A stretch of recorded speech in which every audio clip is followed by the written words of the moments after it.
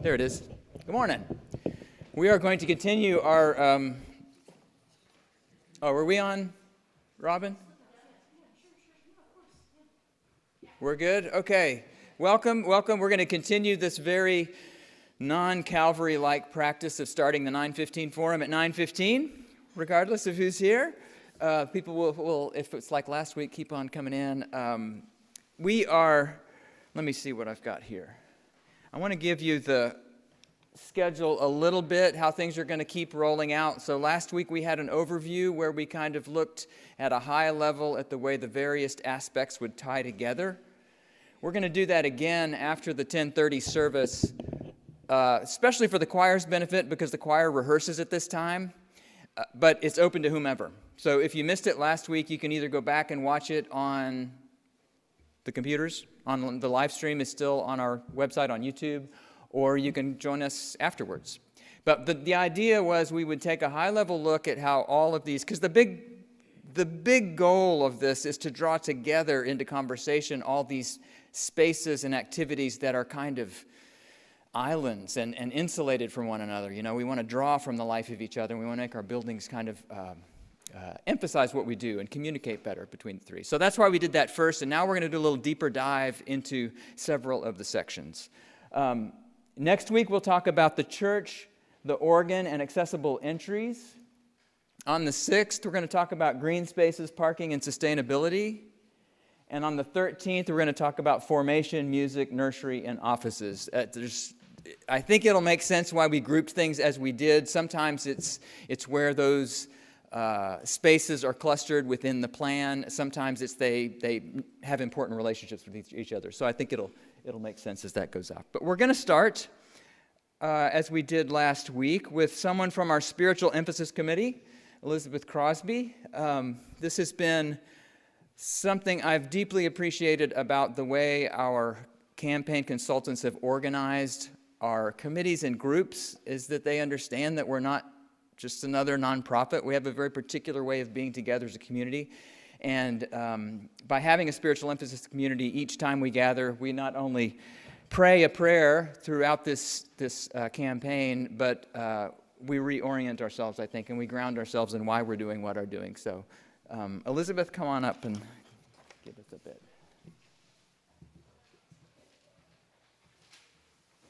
Thank you, Scott.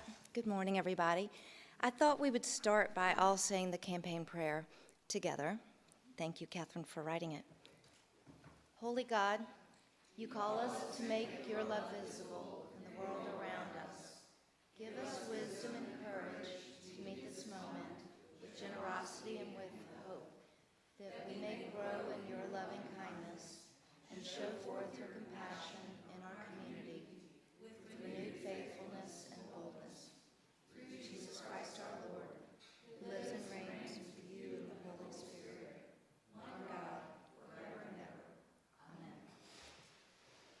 Well, I appreciate very much Scott's asking the committee to be a part of these meetings, and I appreciate being here with you today. My charge is to talk about the connection between my own spiritual life and what we call basement church. As I was thinking about this, I kept thinking about the Bible verse, New Testament, I assume because Jesus said it, I think, when he said, "In my Father's house there are many mansions." And I've never really understood that, and we can talk about that later, what it actually means. But that verse that I don't understand kept coming to me as I was thinking, and that it kept coming to me felt strange because I'm to talk about our neighbors who don't have houses, and yet the mansions kept coming up in my mind.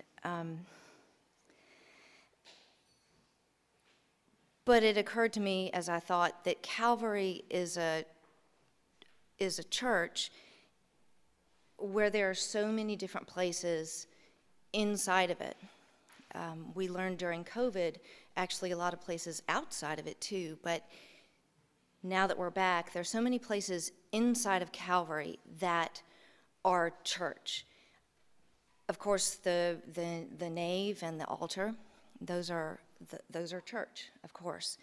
But we have choir practice church, and we have Wednesday parish supper church, and we have making dinner for the parish in the kitchen church. We have sacristy church, and we have waffle shop church. We have acolyte training church. We have Sunday school church, and we have basement church.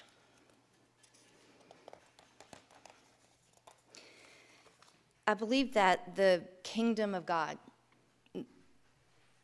all of it, and the kingdom of God and its parts radiates from each one of these churches inside of the building. And that the kingdom of God not only is inside of these places, but it radiates out of each of these places. And that enables us, each of us, to know God's love ourselves.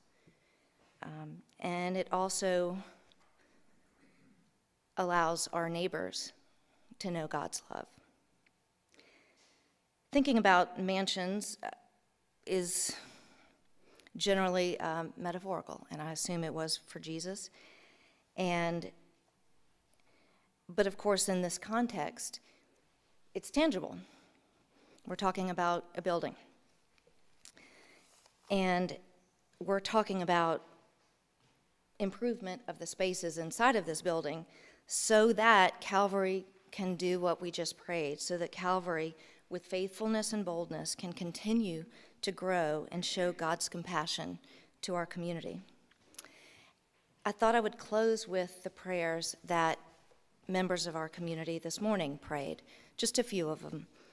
There were not 192 people this morning here getting some significant needs met, and including 14 of them had their feet cared for by Dr. Bailey and his staff. And it was available to all of them, but it's a miracle what they're doing down there. But 192 neighbors this morning. And here are just a few of their prayers. I pray that I get a place to stay this week. I pray for my family in Cuba. I haven't seen them for 42 years. I pray I get a coat. I pray for my birthday today. I pray for Calvary. I pray for our city. I pray for the world. Amen.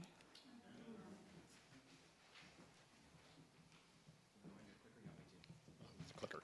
Oh, the big one. Yep. Good morning. Thank you, Elizabeth. Tough act to follow, and I'm normally the comic relief, so sorry. We'll do a quick change on that one. I'm David Lusk, and I've had the pleasure of leading this master plan for what you're seeing behind me for the past several years. And my role today, just to bring you up to speed a little bit about what we talked about last week. How did it begin? It began with a need. It began with a need to take care of our building and our facility and really our entire block. The group that sprung from the Buildings and Grounds Committee and Memorials Committee and other interested partners in our midst, started philosophically talking about what we could be, what we want to see it become, the buildings that is, who we are as an organization, and what energy we want to move forward with for the next 50 years. We did a little study of some architecture buildings already in place or campaigns in the national world that are growing right now, and did a discussion of an urban park in Canada and how it kind of helped focus the Crosstown Concourse building. So with that introduction, our group moved forward. We hired an architect firm out of Little Rock to give us a broader scope of how wayfinding could happen in the building. They brought in a bunch of engineers. We now have a owner's rep based in Florida, but he's back and forth with us all the time. We hired tacitly Grinder, Tabor and Grinder to be our contractors. So we're getting ever closer to a real number and a real idea of what could become for Calvary's buildings. And hence we are right now in the start of a campaign. So before Margaret talks more about our small section being kitchen and ministry area, or our small mansions being kitchen and ministries area of the building, I'll get you to there visually. So, current alley, current staff parking, new entrance area into a 2-story atrium space that leads its way either upstairs to the church, straight ahead into the mural room, this way into the staff offices, or this way to the kitchen. And with your minds rolling, you now know where you are. I will give it over to Margaret Craddock. You get to go further. Okay, thanks, David. And thanks to everybody for being here. So David will try to point you through what I'm trying to talk about this morning. So with the kitchen and the outreach area, just think, flow, flexibility, accessibility, efficiency, appearance, and visibility. The kitchen and the outreach area, like Liz said, are just really magnets, you know, within and without. And yes, they're all church 24/7, pretty much.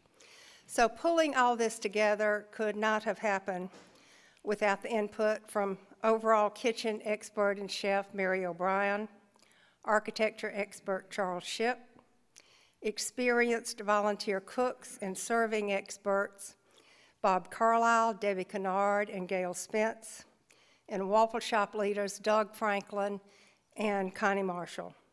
They met, they questioned, they advocated, they fussed a little bit, but they got their points across for their mayonnaise, their salads, their pastries. They compromised here and there to get to the overall needed improvements that I'm going to walk you through. So I'm going to take you through these spaces from the perspective of one who comes to Calvary to dine and to get assistance or to give assistance. So if you came into the kitchen area now and into early 2023 as an eagle-eyed volunteer or diner, you might notice our chef's office currently is all the way across from the mural room where the chef really needs to be. She's got a lot of walking to do. A dishwasher room that's poorly located, which makes taking big loads of dirty dishes in very difficult because you have to turn and turn and turn, and they're heavy and slippery. A serving area that could benefit from much more efficient space. A really crazy delivery situation that requires somebody to haul a big load down on a dolly from the alley on these little steps into the kitchen. A very unappealing mop room that's right by the coffee pots. Lots of refrigeration. And this is one thing, you know, I'm just so used to being down there, I didn't really think about all these refrigerators, but I counted them the other day. There are 5 single-door, 4 double-door refrigerators, 1 double-door and 1 single-door freezer spread out over several rooms and closets. There's an ice machine that's a whole lot larger than Mary says we need. And if you were really snooping around, you might find several igloo coolers stashed in a tiny little space in the wall between the gospel room and some very old brick wall that's on the other side of it. And I only noticed that because I was snooping one day to see what was happening in the mural room. But that's where the coolers have been kept. Lots of cabinets, lots of doors. If you were at Waffle Shop on a really busy day, you would probably be lined up on these stairs to get down there. And then you would have to get into another line once you got down there to eat, unless you'd reserve your place early. You might narrowly avoid a wait person trying to take all those dirty dishes into that dishwasher room. If you are a breakfast church participant or volunteer at 6 a.m. on Sunday, you'd see volunteers checking people in, giving name tags, taking pictures of new people. Mary Neese would be trying to get the signatures of all those people who want to file their taxes, and she'd be telling people, yes, we know your application has been accepted, but somewhere over the rainbow, you may get your money. But it's a long, long way. You would see Jean Jemison and her UT volunteers giving foot treatments in the entry hall just past the reception desk. You'd see people going into the gospel room to receive toiletries, books, and donated specials like backpacks. You'd see a real mysterious door on the right side of the hall leading down to the clothes closet that, if open, reveals an enormous boiler that it is huge and old and not used. You would pass Monica's office on the left, and then there are two pretty cluttered storage rooms. Keep on walking down that narrow angle hallway to the Bethlehem Chapel clothes closet, and you would see the meal and the clothes that are needed to keep up to 200 people going for one more day. And like Liz said, there were 192 today. I thought the line was never going to stop, but they eventually got in. So fast forward to 2024. You're 2 years older, hopefully just as spry and still walking. Coming into this kitchen area, you would be so delighted. It's just going to be great. You would have a better view of what's going on in the kitchen, and if nothing is going on, there would be a nice roll-down door thing to keep people from wandering in and out for safety reasons and possibly helping themselves to little things that they probably shouldn't help themselves to. You would not see a dirty mop because the big mop room has been moved across the way over there to where Mary's office was. You would not bump into somebody trying to turn around corners to pass dirty dishes because it's been moved into the current pastry space and is accessed through a widened hallway next to the gospel room. If you went a little further down that hallway, you would see Mary's new office right next to where it needs to be. You would not see the scattered refrigeration because there are now large walk-in coolers and a walk-in freezer on the north end of the church where that big old boiler was.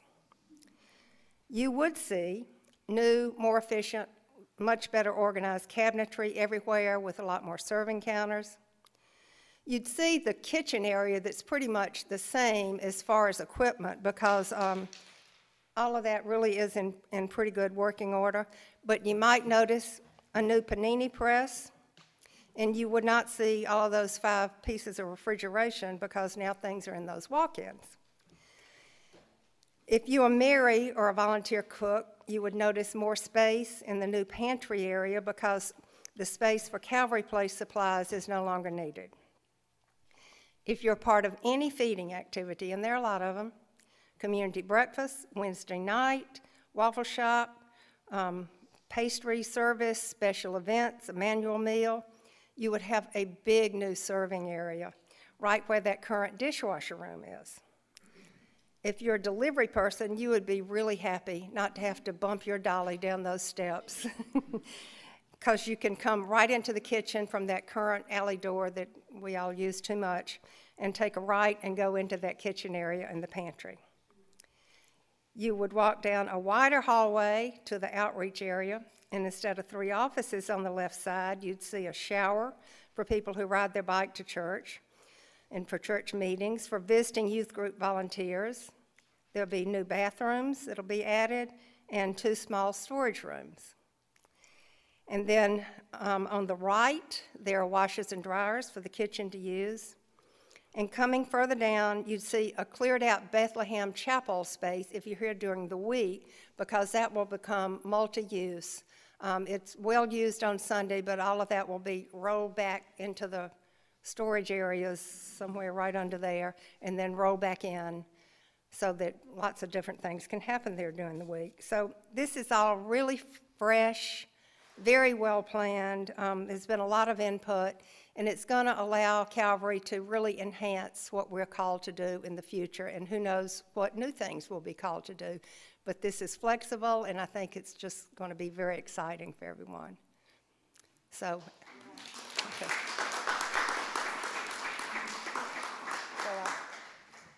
That was a dizzying walk.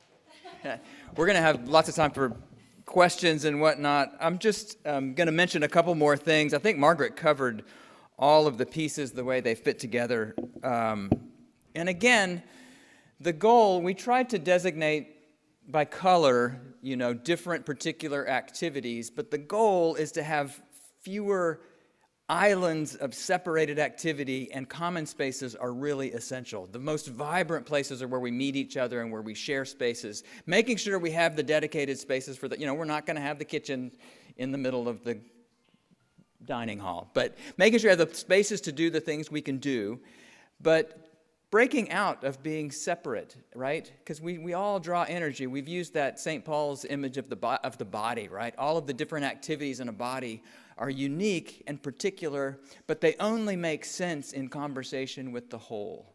And that's kind of the guiding principle here. One of the things that we talked about were, let's see, you've covered most of this. She mentioned bicycles.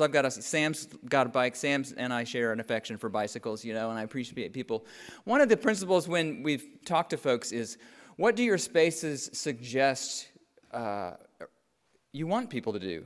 Like, what are you making provision for? We mentioned before, last week we were talking about some of the accessibility issues. I know that when my mom would have come to the front of Calvary Church, she's like, well, this place wasn't made for me. I'm in a wheelchair. I have to go all the way up, right? It's not intentional. No one intended for someone to be excluded. Something like putting a visible, safe place to store a bicycle with a shower down the hall suggests that's a viable form of transportation. There's a safe way to do that, whoever you are, whether you're a community breakfast person or someone during the week. Simple little tasks. And this is a little anecdote that just gets for me at some of the ways we talked about things. There's a principle in urban planning called walk appeal. And what it says is, how far will people walk to do something? Well, it makes a big difference where you are, how far you'll walk. If you're in a parking lot in front of Target and next door is the Superlow, you'll probably get in your car and repark in front of the Superlow because nobody wants to walk across that parking lot, right? That's at the far end of nobody wants to walk in this place. Boring, there's nothing to see over there, right? A neighborhood with interesting things, you start to expand that. It's 100 feet at that one. If you're in Rome, people will walk 2 miles. Literally, it goes between 100 feet and 2 miles if you pay attention to the things along the way, when you walk and see some activities that you care about. So this is just a little, when we were talking about a bicycle storage area being tucked in just where a nook presented itself. Like, here's a safe place to store some bicycles. The question arose, and we have to, this plan now, we found out we have to put 3 steps right here for fire, because we have to put doors there. So this is something that unfolded. We were hoping that would be a ramp so people could roll right in. So the question was, back to the accessibility, so that person needs to come down this hallway, right? We've come in this beautiful entrance, I'm included, I have to come down this hallway. Well, we started talking about this space right here. Let's put a bench there. Let's put a beautiful place to stop that invites you down that hallway. And the bicycles are right here. Activity on this hallway to suggest that this is our main way through, but this is just as beautiful and inviting an entrance if you have to come down. An anecdote, but does it make sense? Like, that, how do I think about the next person who's coming in that they might feel like they're included and the flow actually works for them? So let's pause. I mean, we really wanted these sessions to give us a chance for you to ask questions, specific questions. I mean, honestly, I threw away, somehow last week I said we weren't going to tell you where the aspic molds are stored. We still don't know where the aspic molds are stored. And it was kind of funny, somebody on Facebook asked about that context for that, and I said, well, the point was that wasn't what we were going to talk about, and it's all we've talked about since I said it. Bring us your questions, right? See how these spaces fit together, especially think of our feeding. Of course, the kitchen is part of our outreach space. That's another good example of a space that's used for a lot of different things. It's the heart of much of what we do. So what are your questions? We'll answer all that we can, especially thinking about people coming into our building who are thinking about early morning church, community breakfast, waffle shop, all of the activities that really deeply engage our kitchens and outreach spaces. What are your thoughts, questions, reflections? Yeah, Mary Jane. Thank you. The Bethlehem Chapel, will it still be configured like a worship space? Or is it going to be a big open room for whatever needs to be done there? Good question, really good question. It is not going to be configured because right now it's split up in some ways that aren't actually conducive to the flexible space. Like right now, it's the Sunday clothes closet is lined up, but there's a small chancel area with a rail. So we haven't identified where these things will go, but we care about them, right? And what we want to do is to have a space over here that looks out onto our plaza that will serve some of the functions that Bethlehem Chapel did once upon a time. But it'll be more accessible, and it will also be more flexible. So whatever altar is in there, it won't be fixed to the floor and weigh 4,000 pounds. But it'll be beautiful. It'll be a beautiful room. So yeah, it'll be a flat floor without any divisions there or steps so that it can come and go. Because we know what we need it for now, right? But we don't know what our outreach ministries will need in 5 years. And the windows, there's conversation about whether those beautiful Dorothy Stern windows would stay there or whether they would go in another more visible space. Yeah, I mean, bring them out. But they're a real treasure. They're a real treasure. So that's part of the conversation. Yeah, Christine. Where's the coffee machine in the kitchen? Ooh, the coffee machine in the kitchen? Well, The coffee maker. I think, so this area right here that now has the dish room in it, we'll have a wide opening, and the idea is there would be a beverage station there, as well as some flexible. Mary has talked about having some roll around. Being able to reconfigure is a big piece. But we've been talking about beverage station has been one of the key components of that. Great. And there's another one Over here. Right in here, there'll be a small coffee kind of bar area around that corner too, thinking during the week or on a Sunday. Yeah, Jean. So right now, there's a ramp back there that goes down and then back up. If you're walking from the south to the north. Right here? Will that floor elevation remain as it is or be leveled out? Yeah, you're talking about down to the kitchen? Right. Yeah, it will remain the same. Our ceiling heights are pretty determined there. And so there are some spaces that we can only get to by, that's what you're doing. It's a good example of what it means going from this old building. So there's the church. That wall was created in 1842. Here's the 1907.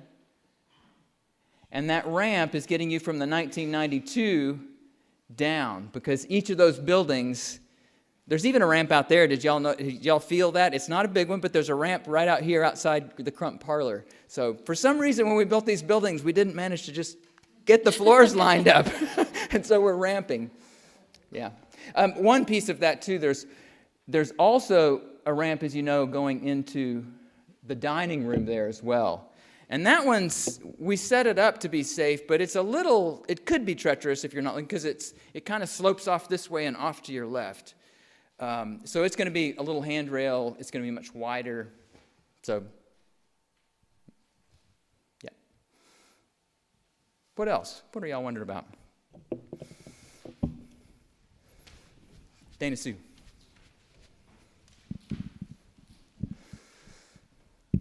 Knowing how much silver that we have inherited because people couldn't give it to their relatives, etc. Where is all of that going to be stored? So that's a good question. One of the other principles here too is to flip. So the first floor is the most accessible, and if we can open it up, it becomes the most vibrant space, right? So that's our most prized real estate, and it's the spaces we really want to make available. So we don't want to have a cage where we lock up the silver, right, like you don't have it in the front in your living room, right? Right now, our offices are on the 4th floor. So the spaces we have for storage available, especially for things like that we use every so often and that we're going to get on an elevator to bring somewhere, we'll be able to configure minimally on the 4th floor in some of our old offices. So altar guild, that kind of stuff that's not every week, the costumes that the choir uses once a year or once every so often for one of their extravagant medieval whatever those dinners. Boar's head. I knew it was something involved an animal carcass. And so thinking about storage in those ways is the way we would do that, Dana Sue. Yeah.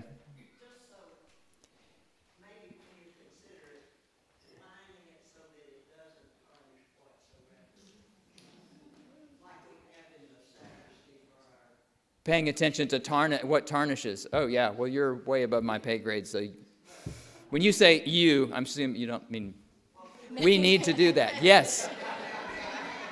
No, I hear you. That's a great... Walk us through how the Montgomery foyer combines, that Montgomery foyer space, not the Montgomery foyer itself, combines through there with this up here and this. Well, that's not on this picture because that's going to come up in future weeks. But in 2 weeks, we're going to deal with how these passageways go. But I'll just have to come back. You'll have to come back, you know? Leave them wanting more. That's exactly right. Yeah. There's one little thing that I failed to mention, and see this right here? Can anybody guess what that is? And Charles Shipp is disqualified from this contest. What? Oh, I said Charles Shipp is disqualified, and this is the little area that I would like to see if anybody can tell me what that is.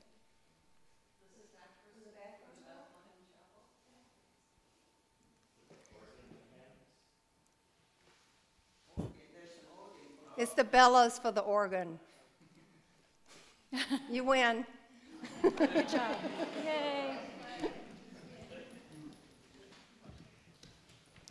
The other thing I want us to think about too, if we think about the big outreach events, think of flow.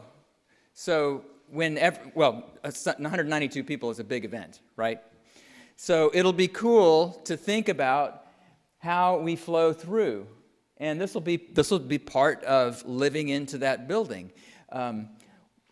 We know, like for Waffle Shop, the last few years, we have been packed in that entry. We've been salmons swimming upstream to try to make our way through. And imagine they're trying to sell some things for Thistle and Bee, and it's just crazy. So, right?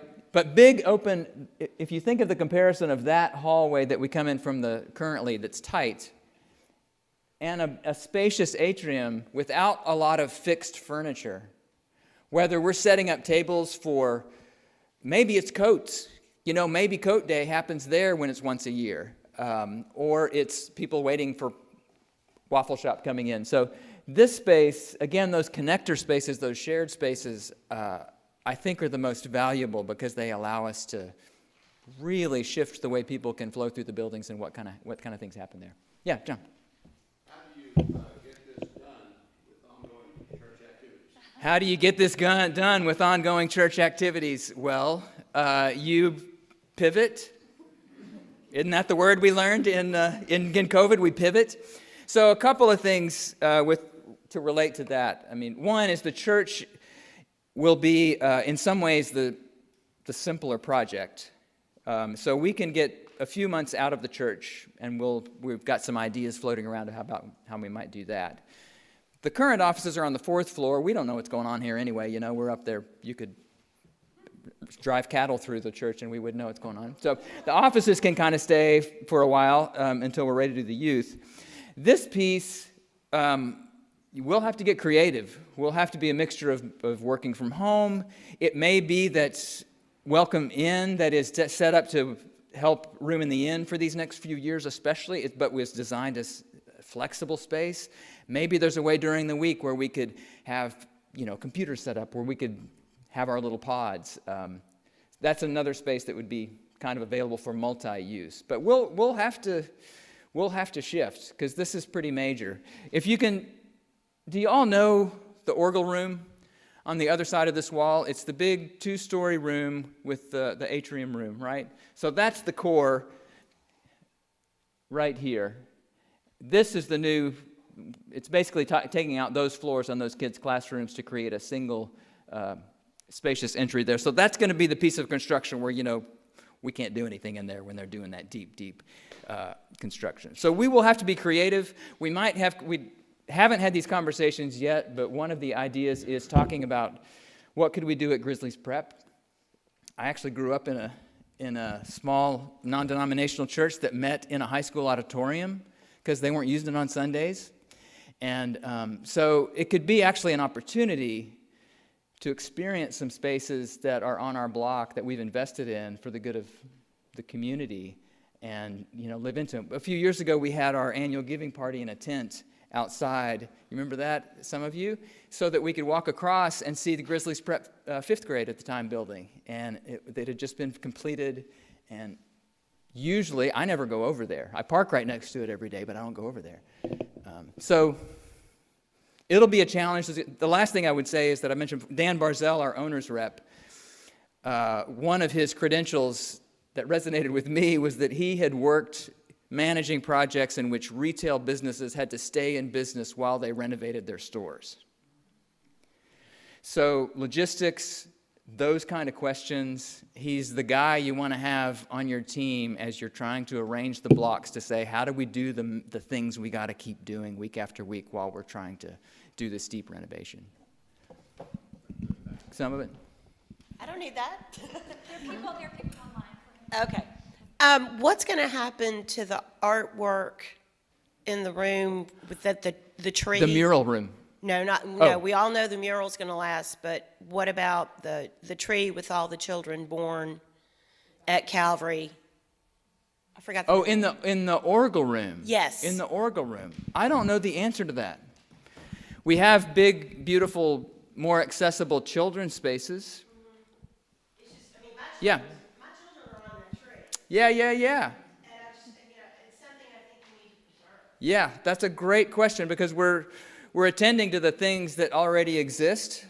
And that's one that, it wasn't on my, I know exactly what you're talking about, but it wasn't on my. Yeah, it could be cool to reimagine how that might work in children's spaces, Last week you mentioned the mural with, in case you didn't hear it. We're going to have a wide opening here, so the mural's going to go right back there. Step through here, go right back there. What else? What else goes on here that you're curious how it might, or what element of what goes on you want to make sure we pay attention to? Click to the close-up picture. Oh, yeah, I have some other pictures, don't I? This one? Yeah, I just was going to. Yeah. Sorry, I forgot I had other slides up here that might be helpful. This gives you a close-up of the kitchen area. It was a little small on that before, but so what Margaret was talking about, coming through this drink area. Now we'll put the dishwash room over here so that there's a separate path. You're not bringing everybody in both to eat and to bring their dirty dishes in the same area. The service door. Yeah, so here's our current alleyway door. You take a right turn, and you got a little ramp right here that brings you right into the kitchen with your provisions instead of over here. And again, through the same entry if you're bringing stuff. Those are those coolers that Margaret was talking about, the laundry room, organ bellows.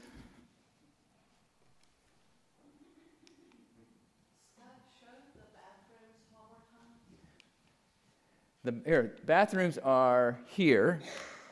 So now we're back in the. So here we have accessible restrooms. We've widened absolutely everything we can here. We've still been bugging them to see if we can. Oh, that's loud there, Mark. If we could widen this, we would love to. But there's a lot of concrete in that old 1907 building. So we want to make this as wide as we can and spacious. Bathroom here with a shower and a couple of toilets. Right here are some big storage rooms.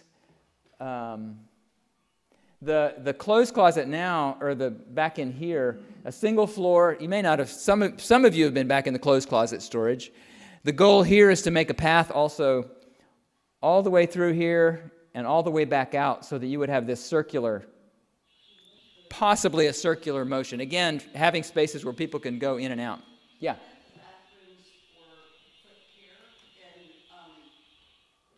in the main atrium area. Oh, the downstairs where they are now? Yeah. Let me show you. What's the best way to show those? This one probably, yeah. So here we are coming off of the alley right now. And they're right there on the left. Oh, okay, great. So they stay where they are. They're improved, they're more accessible. They stay there. They'd be the main public restrooms out here. But those down the hall will be equally beautiful.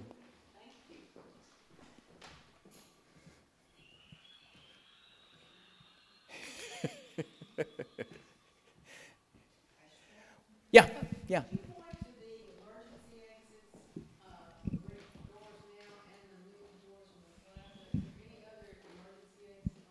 The emergency exits. There's an exit. We have an exit. See if I can get up there. You know the one at the end of the hallway, you got to come up some steps. That takes you out onto Adams. That's still there. All of the exits still exist, except for one. What's that? This is an exit. The one out, yeah. Yeah. You won't have the exit down here. You'll have to come upstairs there, yeah. But you'll have the new main entrance. Yeah, you'll have a new big entrance added. We won't have a little bitty door that comes up some steps into the kitchen, in the back of the kitchen. That's not really an emergency exit, but I'm just thinking of what you're... Was there something...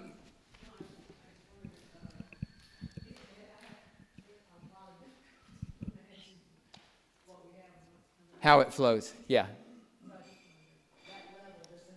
Oops. Yeah, this level.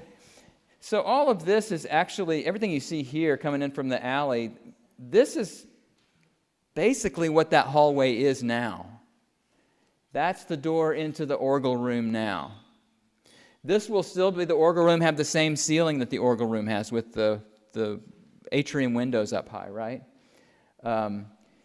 Most of the widening is going to happen back in here so that it's not so congested back down those halls. I mean, if you were there for basement church this morning or any morning, you know, you got people winding down those halls. So we're widening everything we can. There's an exit at the end. That's where that Adams Street is. Yeah. And the other thing that, let's see, I'm going to do this one. You're in the mural room. That's the mural wall where I'm pointing right now. And those 4 doors lead into the atrium and straight out. So that's a much easier access point to get in and out of the mural room than it is right now. And it brightens the whole room up. You've got the light from above, from the skylight, feeding into the mural room. Does that compute pretty much?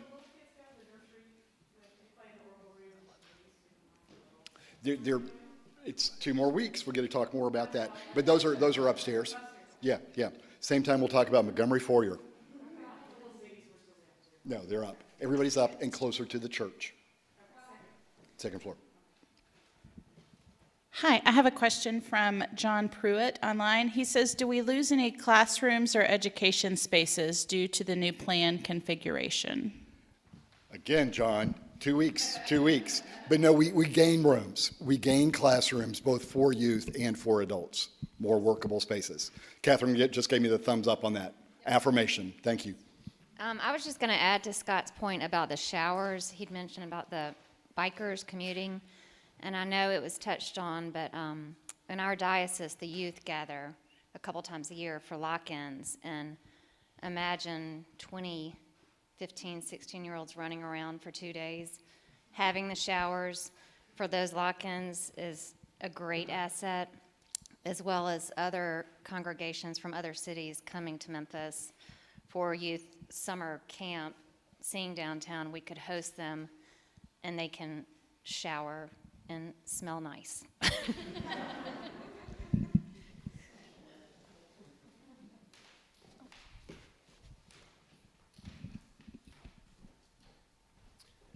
So just to get back to the question of how this will all work, so will there be phases to the work?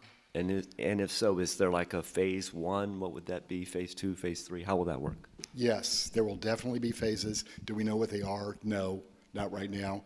The church, as Scott mentioned earlier, is probably the easiest to start with. Gets us started in there and done with there before we move further to the south on the rest of the building. That's the current line of thinking, at any rate. The organ is part of the project, as we all know, and we'll talk about that next week. But the pipes come out and get taken away before anything else in there begins. And they come back later after everything else is finished in the church.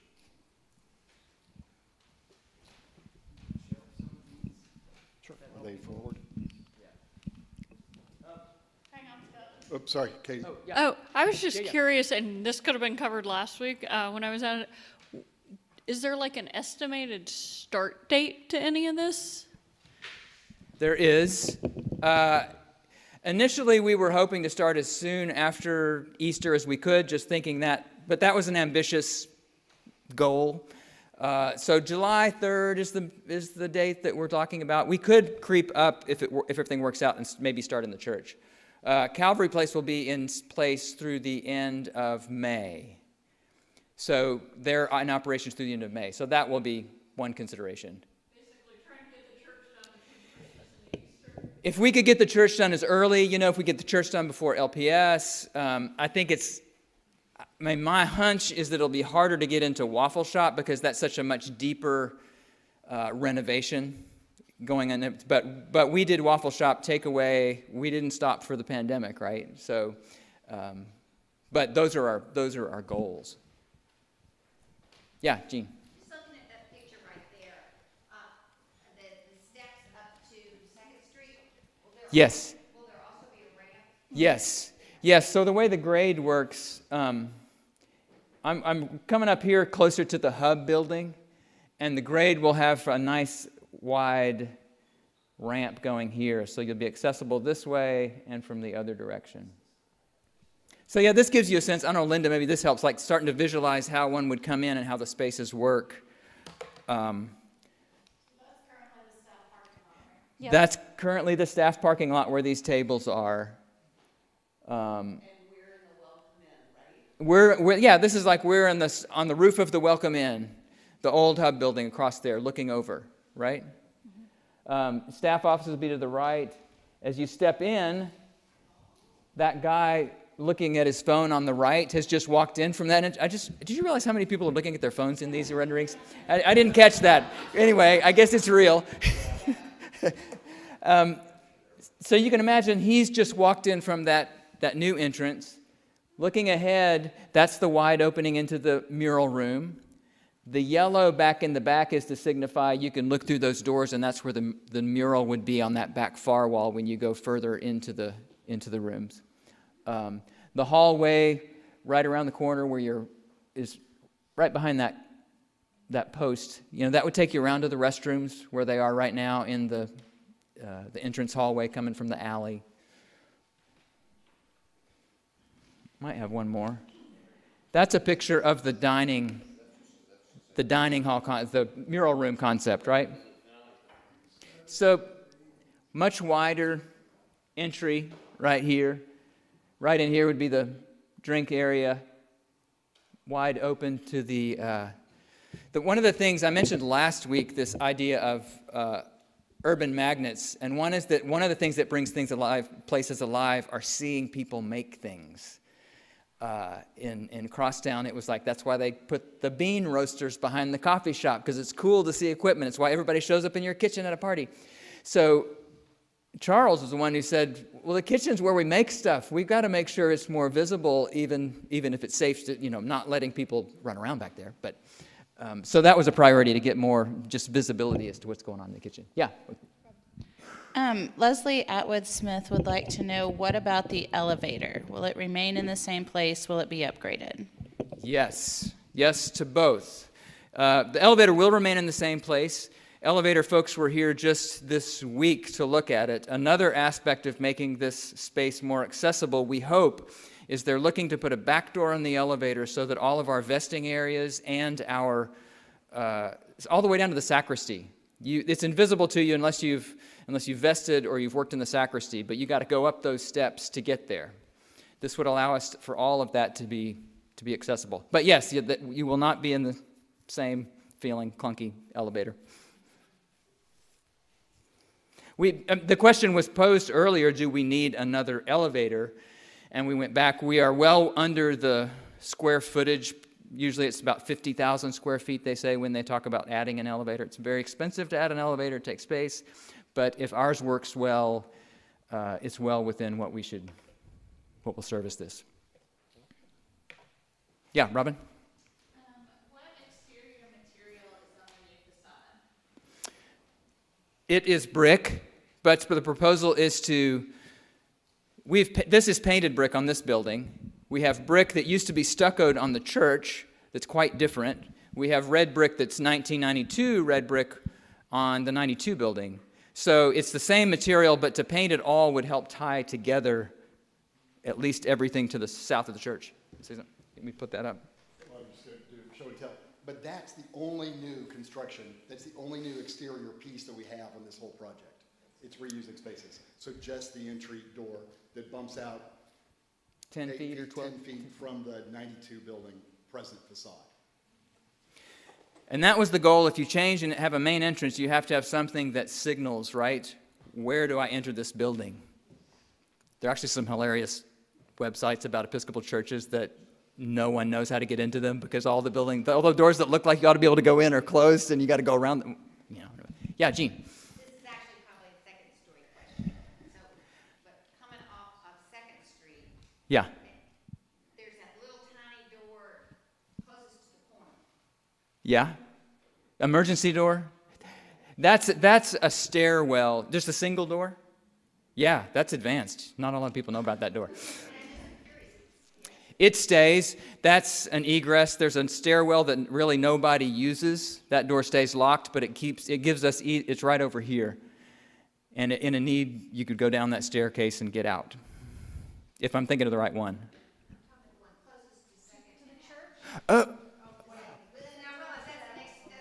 Between the church and this building? You mean right down here? The oratory. The oratory. Oh, gotcha. That becomes what it is now. It's been our video room, but it'll be sound and video. We're going to get the sound out of the hallway. There are a lot of doors. How many? 8? 8. Margaret's counted them, of course. 8 exterior doors. What else? Sharon? Yes. It's not going away. Yes. So we'll show more of that. I don't have a good picture of it here, but there's a covered walkway that gets you right up to the new, and this extends out into this old alley area for a drop-off. And the parking is being designed right now. The hope, one concept is that this turnaround area would also be, we could program it different ways, right? We could kind of expand the plaza if we had a big outdoor event and capture that space if we needed to, but there will still be a place to drop off someone out of the weather with an accessible entry. Yeah, Lee. Thinking of LPS and 100th anniversary this next year. Mm-hmm. Am I to understand that there won't be construction done in the mural room? Nothing will start by LPS. Nothing will start until next summer, after Easter. Yeah. Come again.